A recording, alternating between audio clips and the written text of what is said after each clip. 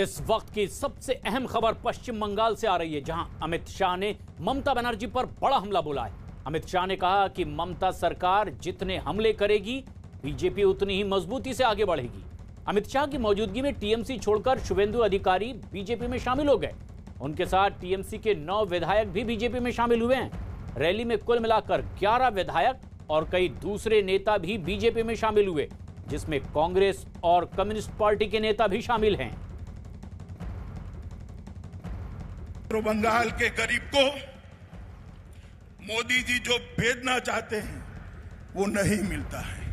और आज सुबह में अखबार देखता था, कुछ बड़बोले नेताओं ने कहा तृणमूल को कोई हरा नहीं सकता। मैं उनको याद कराना चाहता हूं कि संसद के चुनाव के अंदर आप कहते थे बीजेपी का खाता नहीं खुलेगा। हमारे दिलीप घोष की अध्यक्षता में मोदी जी के नेतृत्व में 18 से ज्यादा सीटें बंगाल की जनता ने दी। और दीदी कान खोल कर सुन लो, आज लाखों लोगों की हाजिरी में कहने आया हूं मैं, जब विधानसभा के चुनाव का परिणाम आए, परिणाम देख लेना, इस बार 200 सीटों से ज्यादा सीटों के साथ भारतीय जनता पार्टी की सरकार बनने जा रही है।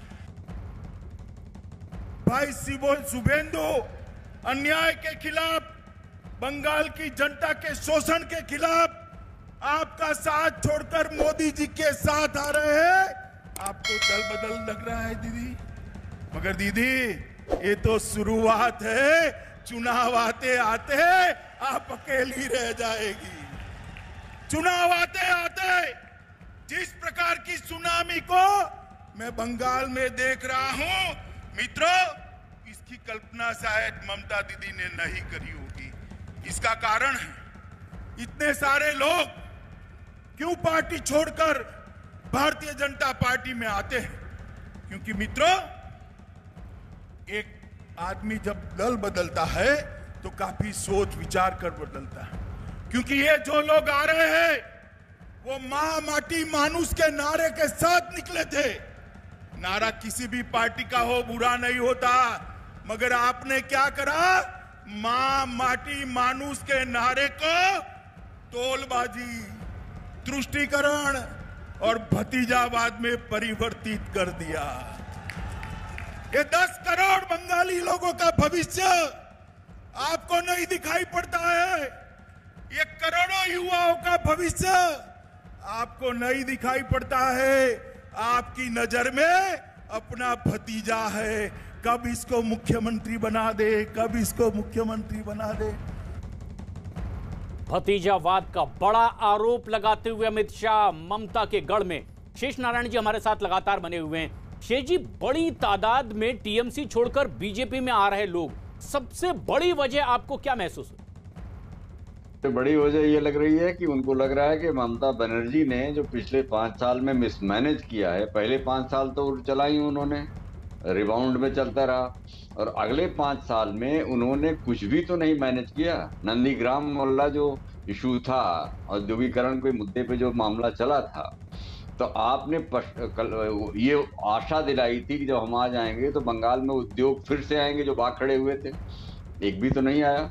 और दूसरी एक बहुत दिलचस्प बात बताऊं, 2014 के चुनाव के अभियान चल रहे थे और अमित शाह ने कहा कि हमको तो सुनामी आती दिख रही है मोदी जी की। किसी ने पूछा कि मोदी की लहर वहर कहीं है कि ऐसे ही आप भागे हुए हैं? उन्होंने कहा भैया हमको तो सुनामी दिख रही है। तो जब इस आदमी को सुनामी दिखे तो प्रशांत समझ जाओ कि मामला काफी गहरा हो गया। और अब आज नजर आ रहा है, क्योंकि आज जो हुआ है वहां पे मेदिनीपुर में, वो कोई एक्सोडस नहीं है, वो भागम भाग नहीं है, भगदड़ नहीं है। उसको बाकायदा आप स्प्लिट मानिए। इतने लोग एक साथ गए हैं, वर्कर्स गए हैं, और साउथ बंगाल जो ममता का गढ़ माना जा रहा था, वहां से उनके पैर उखड़ते नजर आ रहे हैं इसके बाद। और ये साफ दिखेगा, आप देखिएगा। जैसे अब टीएमसी के लोग नहीं थे हल्दिया में, तो वो सीपीएम की एमएलए छोड़ के आ गई है। तो इस तरह से ये मामला काफी गंभीर लग रहा है। ये मामला अब गंभीर होता जा रहा है और अमित शाह यहां सीधे हमलावर नजर आए और उन्होंने ममता बनर्जी सरकार पर हमला करते हुए कहा कि ममता बनर्जी ने प्रधानमंत्री मोदी की योजनाओं को बंगाल में लागू ही नहीं किया है। क्या दोष है आपका? क्यों विकास बंगाल में नहीं हो रहा है? मैं पूछने आया हूं बंगाल के किसानों को, मोदी जी जो 6,000 रुपया भेज रहे हैं, बंगाल के किसानों को क्यों नहीं मिल रहा है? देश के 10 करोड़ किसानों को 95,000 करोड़ रुपया मिल गया, मगर बंगाल के किसानों को फूटी कौड़ी नहीं मिली, क्योंकि ममता दीदी उनकी सूची ही नहीं बेचती है। मित्रों, देश भर में जो गरीब आदमी है उसको 5 लाख रुपए तक की सभी स्वास्थ्य सुविधाएं free of cost Narendra Modi ji देते हैं। बंगाल के गरीबों को मिलनी चाहिए या नहीं मिलनी चाहिए? जरा बोलिए, जोर से बोलिए, मिलनी चाहिए नहीं मिलनी चाहिए?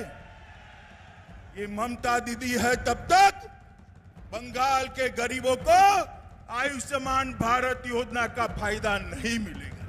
मुझे बताइए, बंगाल के किसान को 6,000 रुपया मोदी जी जो भेज रहे हैं वो मिलना चाहिए या नहीं मिलना चाहिए? जोर से बोलो, मिलना चाहिए या नहीं मिलना चाहिए? मगर किसान भाइयों, जब तक आप ये तृणमूल कांग्रेस को उखाड़ कर नहीं फेंक देते, आपको ये 6,000 रुपया नहीं मिलने वाला है। मित्रों, ढेर सारी योजना है। अभी एक किसान के घर पर मैं भोजन कर कर आया, मैंने पूछा कि 6,000 रुपया मिला है? उन्होंने कहा नहीं मिला है।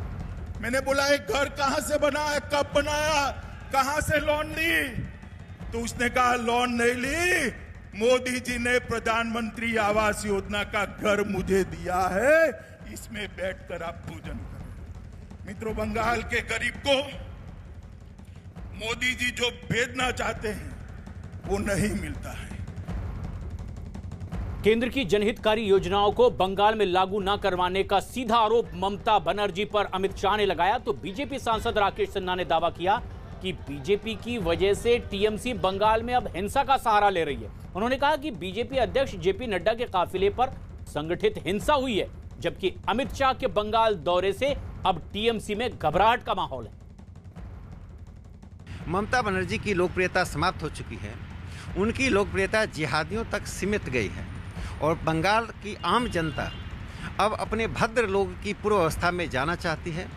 मार्क्सवाद और ममतावाद दोनों का प्रयोग पश्चिम बंगाल ने देख लिया और अंततः यह भगवा लहर जो चल रही है वह सुनामी का रूप लेने वाली है, जिसमें न राइटर्स बिल्डिंग बचेगा, न लाल झंडा बचेगा, न कांग्रेस पार्टी बचेगी। अंततः भारतीय जनता पार्टी 2/3 बहुमत से पश्चिम बंगाल में आने जा रही है। अमित शाह के बंगाल दौरे पर बीजेपी सांसद अनिल जैन ने कहा कि गृह मंत्री जब भी बंगाल आते हैं कार्यकर्ताओं का उत्साह और बढ़ जाता है। हमारे साथ बीजेपी की वरिष्ठ नेता और सांसद अनिल जैन जी हैं। सर, अब गृह मंत्री के इस दौरे से बतौर भाजपा संगठन बंगाल में क्या हासिल करने वाली है?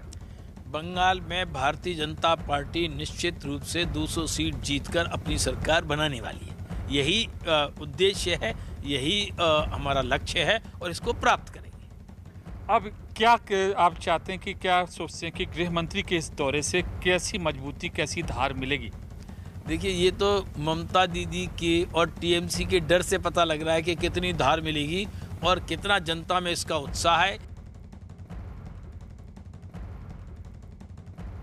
अमित शाह 2 दिन के बंगाल दौरे पर हैं, सीधे ममता बनर्जी पर हमलावर हैं। आज भी एक बड़ी रैली हुई है मिदनापुर में।